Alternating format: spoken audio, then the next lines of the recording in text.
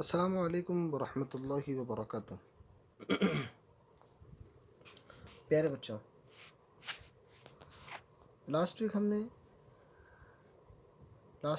Chapter number 3 के page number 1 का हमने ट्रांसलेशन किया था, जिसमें हमने आपको चैप्टर नंबर 3 के ऑल पॉइंट्स अप्लाई करके बतलाए थे। इसी तरीके से आज आपके सामने स्क्रीन पर चैप्टर नंबर 3 का पेज नंबर 2 है, जिसका हम ट्रांसलेशन करेंगे और प्लस मैं आपको चैप्टर नंबर 3 के जितने भी पॉइंट्स हैं वो अप्लाई करके बतलाऊँगा। सो बेसिकली आपको चैप्टर नंबर 3 के अंदर फर्स्ट बतलाया गया था कि अलिफ लाम बनाने का मेथड, कि किसी भी वर्ड को हमें जब अरबिक बनाना हो तो उसके लास्ट लेटर पर हम दो पेश की तनवीन लगा देते हैं। जैसे आप देख सकते हैं जमी लुन, दो पेश की तनवीन लग गई तो ये लेटर क्या बन गया, ये वर्ड अरबिक बन गया। इसी तरीके से ये तो हमने चैप्टर नंबर 1 में पढ़ा था, लेकिन चैप्टर नंबर 2 में हमने आपको अरबिक बनाने के लिए एक दूसरा रूल बतलाया है कि किसी भी वर्ड को अरबिक बनाना हो तो उसके स्टार्ट में अलिफ लाम लगा दो। जैसे अल कमरु, जैसे अल कमरु, ये देख सकते हैं आप। फिर उसके बाद में हमने आपको बतलाया था पॉइंट नंबर 2,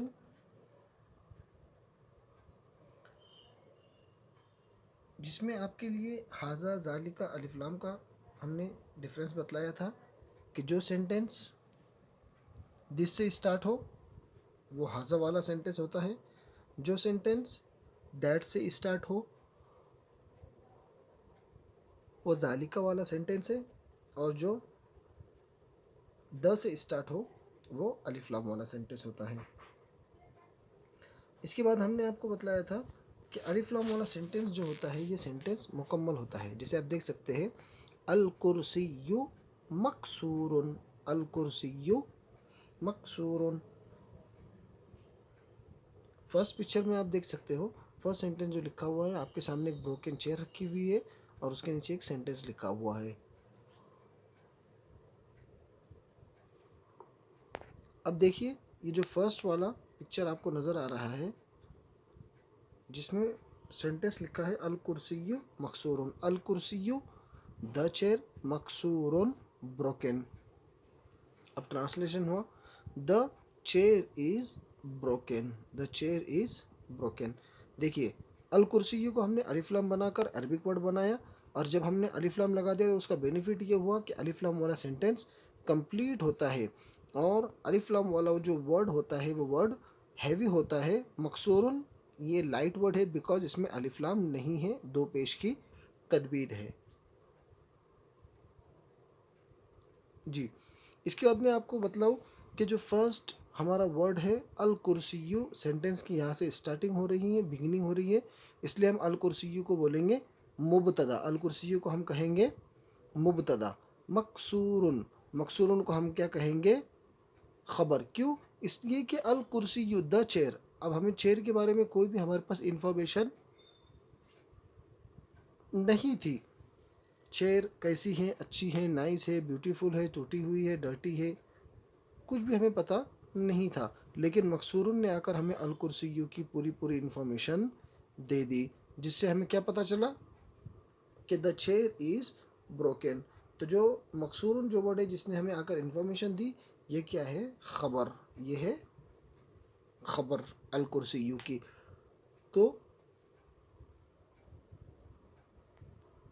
तो हमारा फर्स्ट वर्ड हुआ अल कुर्सिय्यु मुबतदा, क्योंकि सेंटेंस की यहाँ से स्टार्टिंग हो रही है, बिगिनिंग हो रहा है इस वर्ड से। और मकसूरुन ये है ख़बर, बिकॉज क्योंकि मकसूरुन हमें अल कुर्सिय्यु की इंफॉर्मेशन दे रहा है। तो हो गए हमारे यहाँ पर ऑल पॉइंट्स। इसी तरीके से हमने आपको बतलाया था अल कुर्सिय्यु, एक लास्ट पॉइंट इसमें बतलाया गया था कि जब वर्ड पर हम अलिफ लाम को ऐड करते हैं तो लास्ट लेटर पर जो दो पेश की तनवीन होती है वो वहाँ से डिलीट हो जाती है, खुद ब खुद एक पेश, सिंगल पेश वहाँ पर बच जाता है। देखिए कुर्सियुन था, हमने अलिफ लाम लगा दिया तो हो गया अल कुर्सियु। सेकंड पिक्चर देखते हैं, अल माउ बारिदुन, अल माउ बारिदुन, अल माउ द वाटर, बारिदुन कोल्ड। ट्रांसलेट पूरा कंप्लीट होगा। The water is cold.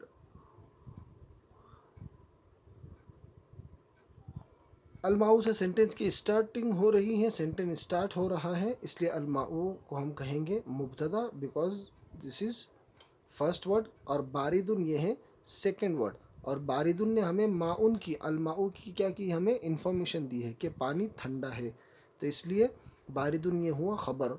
अलमाऊ मुब्तदा और बारिदुन ख़बर। फुल्ली ट्रांसलेशन क्या होगा? The water is cold.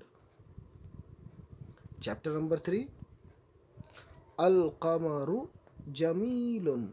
अल कमरु जमीलुन। देखिए, आप बतलाइए मुझे कि इसमें मुब्तदा कौन है, ख़बर कौन है?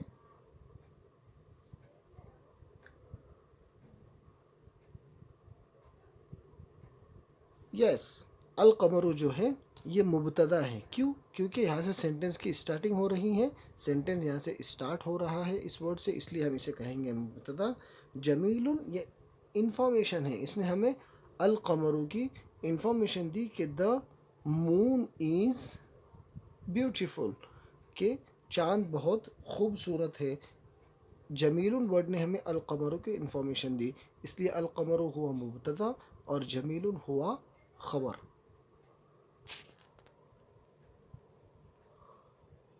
नेक्स्ट देखिए, आपके सामने पिक्चर दो, एक पिक्चर में आपके लिए दो चीज़ें हैं। एक है हाउस जो हमें नज़दीक दिख रहा है, और एक है मॉस्क, मस्जिद, जो हमें दूर नज़र आ रही है। देखिए क्या लिखा हुआ है, अल बैतु करीबुन वल मस्जिदु बईदुन।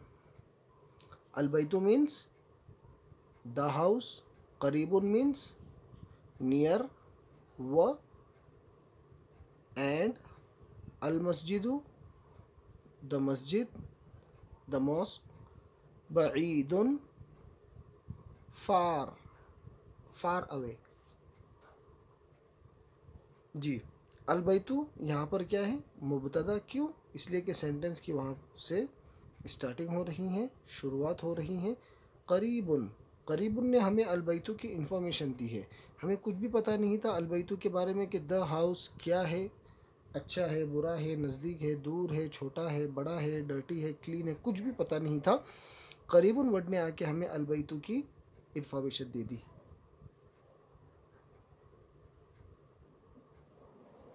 जी, तो अलबैतु हुआ मुबतदा और करीबुन हुआ ख़बर। वल मस्जिदु ये भी मुबतदा है क्योंकि सेंटेंस यहाँ से स्टार्ट हो रहा है, सेकंड सेंटेंस। और बईदुन ये है ख़बर क्योंकि इसने हमें मस्जिद की इंफॉर्मेशन दी। तो फुल ट्रांसलेट क्या होगा? The house is near and the mosque is far away. Next, अल हजरु सकीलुन वल वरकु खफीफुन। The stone is heavy, सकीलुन means heavy, वल वरकु paper, खफीफुन बोलो लाइट। फुल ट्रांसलेट होगा, the stone is heavy and the paper is light. अल हजर मुबतदा, सेंटेंस की स्टार्टिंग हो रही है, सकीलुन ख़बर, इंफॉर्मेशन दी है उसने हमें अल हजरू के बारे में। अल वरक़ु मुबतदा, सेकेंड सेंटेंस स्टार्ट हो रहा है, खफीफुन ख़बर क्योंकि उसने हमें अल वरक़ के बारे में इंफॉर्मेशन दी है। अंडरस्टैंड? देखते हैं नेक्स्ट, अल लबनु हारुन। अल लबनु द मिल्क।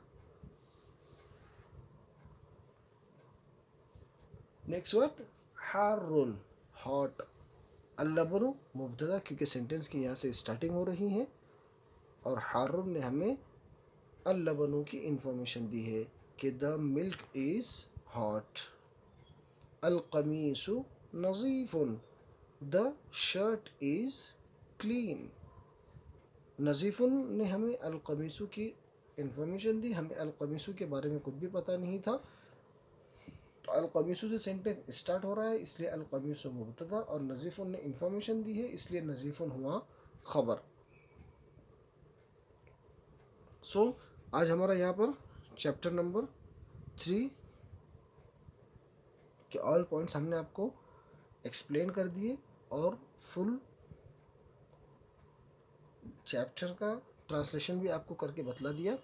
अब इसके बाद आपको हम 4 एक्सरसाइज देने वाले हैं जो पेज नंबर 19 पे है फर्स्ट, जिसके अंदर आपको लास्ट लेटर पर आपके सामने वर्ड होंगे। फॉर एग्जांपल आप यहाँ पर देख सकते हैं। अब हम ले लेते हैं ये वाला वर्ड अल माऊ।